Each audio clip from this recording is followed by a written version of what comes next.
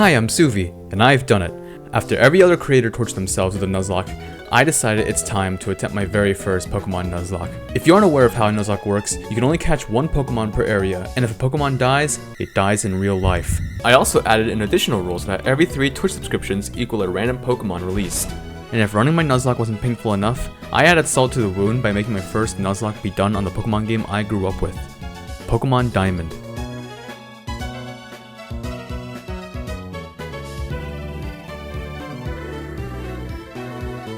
After mashing through all the dialogue, I chose my first Pokemon of the run, Turtwig. Not because I believed Turtwig was more beneficial to the run, but because I made it my life's oath to always pick the grass starter no matter what. Always. We named our little twig Perbs, and smooth sailed through battles with the guy. For our first few Pokemon, we caught a Shinx named Pasta and a Bidoof named Amoungus. This is already starting to look like a lovely family. With the team ready to go, I thought I'd take on the first gym leader, Rourke of Oreburgh City. Perbs has the type advantage, so this fight should be a... Okay, that was just a warm-up run. On to the real Nuzlocke. We rushed back to the beginning and once again picked Turtwig as the starter, but this time we named it Perbs, with a little frown. We also got a new Shinx on the team, and we named it Pizza this time, in honor of its fallen compatriot. We then proceeded and caught a Kricketot, which we named Funny Sound, because let's be honest, it makes a pretty funny sound once it evolves. After rebuilding a broken family, we made it to Oreburgh City once again. This time, with a more careful approach, we headed to the Oreburgh mines to grind XP. On our trip to the mines, we caught a Zubat, which we named Brat15, but due to her having a weakness to rock types and one of the weakest bug type moves, we decided to let her sit out the fight.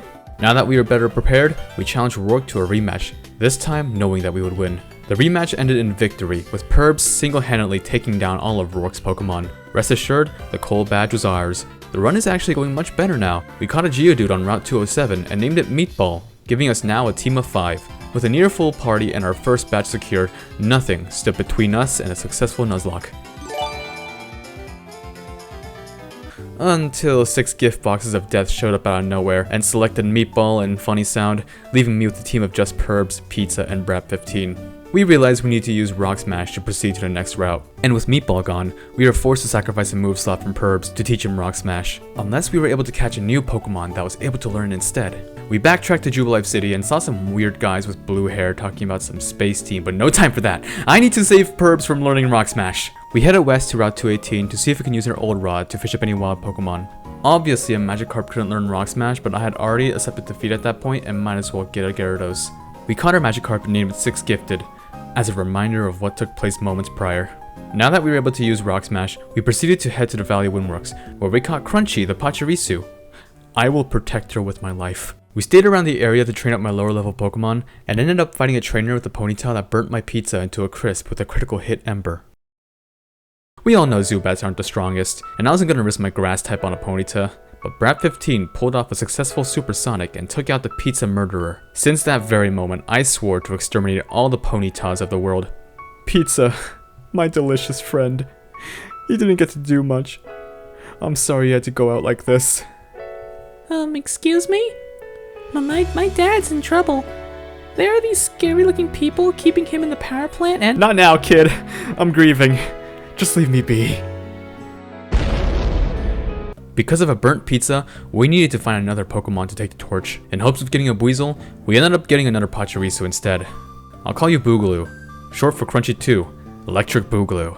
Shortly after, we entered Eterna Forest, where a grown woman with a Pokemon needed my help to pass through. We even caught ourselves Deez, the Wurmple, which quickly evolved into a Beautifly. This was reassuring because now we have more than one type advantage going to the second gym. I was still paranoid after our first attempt with work, so I ended up doing some intense training for Brat15 and Deez. But when we first stepped into the Gardenia fight, Brat15 sold all of her Pokemon. Dang, I guess I didn't need Deez. Securing the second badge, we got on a path to Hearthome City, catching Garlic the Meditite and Big Brain the Bronzor on the way. We also ran into a double battle with my mortal enemy. Fueled by revenge, I lost my focus, costing me my Zubat, forcing us to get a new Zubat named Brat15 too. We entered Mount Coronet and met this weird old dude with blue hair, but we had no idea what he was talking about, so we completely ignored him to catch Meatball too. It now seemed as if the Nuzlocke was giving us a second chance with a new Brap and Meatball. Things were starting to look up again. After experiencing more failures, we made it to Hearthome City, but in order to leave to the next path, we were forced to enter the Pokemon contest. I reunited with my mom and registered for the cute contest. Which member of my party is the cutest of them all? Crunchy stole the show, rewarding her with the first place ribbon. We then went along our merry way to Solaceon Town and caught Big Bird, which was perfect because we were finally getting the chance to rebuild our counter for the fighting type gym. And Solaceon Town has a Pokemon daycare which, if you didn't know, can level up your Pokemon depending on the steps you take. So naturally... We also managed to recruit Monkey the Apom from a honey tree, giving us a cool new lineup, and everyone's dead. Okay, that's fine. We can just rebuild like we always do. What can we catch here? Meatball 3? That's alright. What else? In desperation, we caught a Ponyta and named it Dead Meat. But it wasn't all rain clouds. 6 Gifted the Gyarados was ready to deploy, so we confidently barged our way to Veilstone City to challenge Maylene despite being pretty underleveled. Somehow, we met victory, but it wasn't without loss. Big Bird was taken down by a Brick Break, thus leaving us with no more flying types. After losing Big Bird, we found an HM for Fly when looking through a warehouse. Now that's just in poor taste, but we moved on and headed south towards Pastoria City.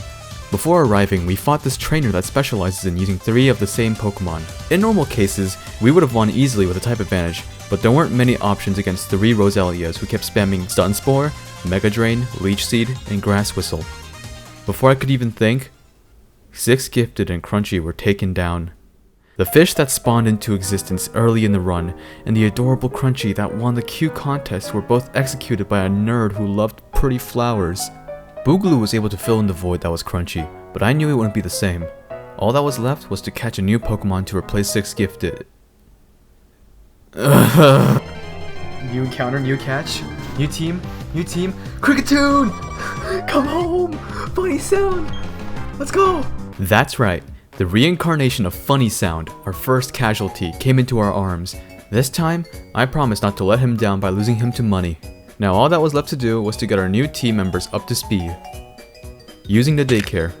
After catching up our team, it was time to take on Crasher Wake, the leader of Pastoria City, with Perbs, Funny Sound, Boogaloo, and a concerning amount of Bibarels from the Safari Zone. Oh yeah, and Dead Meat was there also. Before we got to the big fight, Perbs began to evolve, but I knew Crasher Wake had a Floatzel that knew Ice Fang, which could ×4 a Grass Ground Torterra, so I made the decision to hold off Perbs' evolution until after the gym battle. This was in reality a stupid move on my part, because preventing Perbs from evolving made it so that he wasn't able to learn Earthquake, one of Torterra's strongest moves. I did this correctly. I promise. He was gonna learn Earthquake! I skipped Earthquake! Oh no, I could have gone an Earthquake. Okay. I'm just gonna mark that off the stupid decision checklist. With or without Earthquake, we beat Crasher Wake and secured our 4th badge. We let Perbs evolve into his final form, and then we were met by Cynthia, and ran into that same weird dude with blue hair and pronouns from Mount Coronet. But I once again zoned out to his monologue and fished up a new Magikarp. We named our new fish Dog, and I looked that Dog in the eyes and I knew that he was going to be the successor to 6 Gifted. All I saw in those beady eyes was a bright future. So I threw him in a daycare too. We returned to Hearthome City to challenge Fantina, the gym leader of Ghost types. Boogaloo easily took down her Driftblim, and a fully trained Dog took care of the rest. They don't bite. Yes, they do. The Relic Badge became ours, allowing us to use Surf outside of battle. We needed a flying type Pokemon fast because walking everywhere became tiring. And wouldn't you know, Surf is exactly what we needed. Using Surf allowed us to encounter a Wingull off the Sandgem coast, and with a lucky encounter roll, Martha the Wingull was ours. We picked up the pace to Canalave City, where we found a boat ride to Iron Island, the perfect spot to prepare for the 6th gym. Thanks to the island, we caught Jelly the Tentacool off the coast and received iCarly the Riolu. We sailed back to the city, where we challenged Byron, the Steel-type gym leader. We sent out Dead Meat with full intent on sacrificing it. Dead Meat, I'm gonna be real with you. You might die, but I'm okay with that. I'm okay with that sacrifice. Nah, you're dead. Rest in piss. Oh my god, you got confused, Rick. God, just die already, Dead Meat. Just die. Just do what you're supposed to do. Oh, rest in peace, let's go! Let's go! Good riddance! Rest in peace, Bo. You're living! Die! Just die already! Thank you. Pizza has been avenged. We sent out Dog to clean up the mess, but to my surprise, Bib the Bibarel wiped out the rest of Byron's Pokemon with just Surf. After receiving the Mind Badge, the professor, his assistant, and my weird neighbor invited me to their study session at the library, but I said no, the library's for nerds. We have a 7th gym badge to head to, and ditch them. In our snowy travels to Snow Point City, we caught Hootsufer the Noctowl. Hootie now became our flying Pokemon due to Martha not liking the cold too much, but Hootsufer couldn't be much help against the last 2 gyms, so we needed a different fighter. To fight all the ice, we needed a fire type to be our counter, and our only fire type happened to be Apostrophe the Ponyta. I really didn't want to do it, but it was time to raise a Ponyta. We leveled it up and evolved it to a Rapidash, making it leagues better than what dead meat was to me. Just like that, the 7th gym was ready for us to challenge, with Funny Sound, Apostrophe, Jelly the Tentacruel, Dog, and iCarly the Lucario. We began the battle with Candy. She sent out a Snover, while I sent out Jelly to set up Toxic Spikes. We switched to Apostrophe to wipe Snover out with a Fire Blast, because when initially training Apostrophe, she never had missed a single Fire Blast and I was feeling confident. Candace then sent out her Abomasnow, feeling pressured by our power. The Toxic Spikes came into effect, but her Abomasnow was a tank. Apostrophe came close to death multiple times, and I was feeling worried? For once in my life, I didn't want a Fire Horse to die. Apostrophe and Abomasnow fought a cycle of heavy hits and healing potions, but soon, Apostrophe landed a huge blow and Jelly's poison finished the job. I was incredibly proud of Apostrophe. Apostrophe, maybe you aren't so bad. Maybe you aren't so bad. Candace sent out her 3rd Pokemon, Sneasel. Now the fight was in her bag. She wasted her ace Pokemon and there was no hail to be seen thanks to Apostrophe's sunny day. So with that, we sent out iCarly and Dog to absolutely pummel the rest of Candace's Pokemon. And so the Icicle badge was ours. With the final gym in a Pokemon League remaining, I had the full confidence that this run would succeed. However, I still believed we needed more preparation. In order to restock on items, I returned to Veilstone City to run some errands, but I wound up in the wrong building. I eventually found my way to the owner of the place and asked for directions, but we ended up having a Pokemon battle. Oh no! I mean, it is what it is. All I need to do is just, yep, Meatball 3, there we go. I was still upset that someone killed my Pokemon like that, so I demanded to see the manager. This is a weird company. Turns out the manager of this Galactic team was the same blue-haired guy we've been ignoring throughout the whole run, but that wasn't going to stop me from getting what I deserved. But we didn't exactly come out victorious. We lost Jelly and iCarly. You know what, I'll leave you to it. I retreated to a Pokemon Center to recollect myself and say goodbye to the Fallen. But when I tried to set Jelly free, Jelly didn't want to go. Despite his perseverance, we let Jelly rest in an empty PC box. We lost many Pokemon in a short amount of time, and losing one more was no exception. The gift boxes returned from the sky one last time and selected Apostrophe, the Rapidash. Apostrophe was an incredible team member in the short time I knew her, and it was very sad to see her go. But I gave her one last salute and found inner peace with the Fire Horses.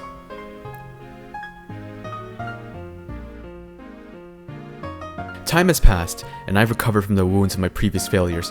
We caught a Gastrodon and named it Redemption, my final good luck charm to make it out of the run alive. We made it to Sunyshore City, the location of the final gym leader Volkner, who was getting bored and unamused of Pokemon battles. Well, I'm sorry this is a game for you, man. Some of us have lives here at stake. And so I obliterated his Pokemon and the Beacon badge was ours. And with that, all that remained for the run was the Pokemon League. Sinnoh's strongest trainers, including the infamous Cynthia. Win or lose, the journey was almost over. This last fight would cap off the memories of adventuring with Perbs, the Pokemon contest with Crunchy, my emotional journey with Ponytas, or the countless Pokemon I've lost to gift boxes. After accepting my final chapter, we went ahead and stepped foot into the Pokemon League, bringing with us Perbs, Funny Sound, Dog, Meatball 3, Hootsufer, and Redemption. The doors locked behind me. The first member of the Elite Four was up ahead, and all I could say to myself was, I forgot to restock on full restores. The first member of the Elite Four was Aaron, who specialized in bug types. We sent out Hootsufer to soften him up. I forgot to stock up on healing items. I forgot to I got 9. I'm an idiot. I'm an idiot!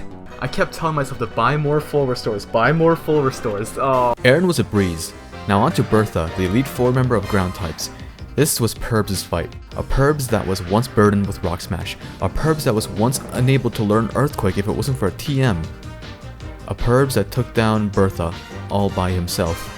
Up next was Flint, who specialized in fire types even though only 2 of his Pokemon were actually fire types. Redemption washed away his Rapidash, Infernape, and Steelix. Dog bit his Lopunny to death. And Meatball 3 landed a successful Stone Edge on Drifblim despite it double teaming twice. Oh, we didn't miss it! 2 double teams and a Stone Edge. Dude, you have no idea how much Stone Edge misses. Just like that, Flint was defeated. And now, the final member of the Elite Four, Lucian, of Psychic types. Lucian used a Mr. Mime to defend his team using Reflect, while Funny Sound was determined to take it down with his powerful X-Scissor. Redemption took out Lucian's Medicham and Bronzong with ease, but his Alakazam looked like a challenge. But what Lucian didn't know was that I had a dog, ready to bite anything it sees. Finally, the Sinnoh champion was the last thing between me and a successful Nuzlocke. The fight to end all fights. Everything has led up to this. And at the center of it all was a very intimidating champion. So, you finally made it. Have you been keeping well? What are you doing?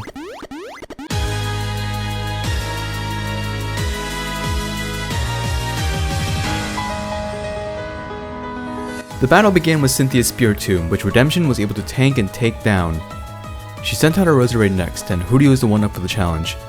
But despite his multiple type advantages, Hootzifer has fallen. Good night, sweet Hoot. You flew us around everywhere when no one else could. Your efforts will not go in vain. However, there was no room for a somber moment because Funny Sound avenged Hootzifer by cutting down Roserade. Cynthia's Gastrodon was no threat to us. Perbs took it down with 1 hit. Up next was Milotic, and now is the perfect time to build up Dog's Dragon Dance to power through the rest of the fight. Dog did a silly little dance 3 times and absolutely obliterated her Milotic with a bite. Finally, the pressure was on Cynthia. Cynthia sent out her key player Garchomp in an attempt to take care of the dog problem. But what a fool she was. This hound Dragon Dance 3 times and knows Ice Fang, which is 4 times effective against Garchomps. Cynthia has set up her defeat. We win this Nuzlocke.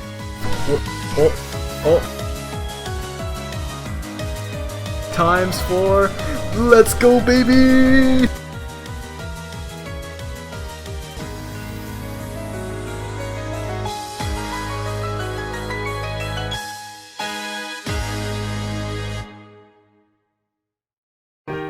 Victory was mine. After countless mistakes and fumbles, I finally won. I was able to take my team to incredible heights. As I stepped foot into the Hall of Fame, I got to see my Pokemon stand proud alongside me because it was finally over. The credits rolled as I biked my way to the sunset, with a Wendy's 4-for-4 meal at my side. I returned to the comfort of my home, and right as I was about to eat that Wendy's sandwich, I realized I had unfinished business. Oh my god. Please tell me it actually kills. That's right, I went back to Cynthia because I wanted to win a Nuzlocke with a literal bang. Now I could rest, knowing that all loose ends were tied.